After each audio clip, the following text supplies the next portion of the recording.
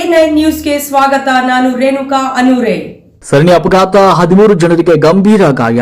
ವಿಜಯಪುರ ಜಿಲ್ಲೆಯ ಇಂಡಿ ಪಟ್ಟಣದ ರೈಲ್ವೆ ನಿಲ್ದಾಣದ ಬಳಿ ಒಂದು ಭೀಕರ ಘಟನೆ ನಡೆದಿದೆ.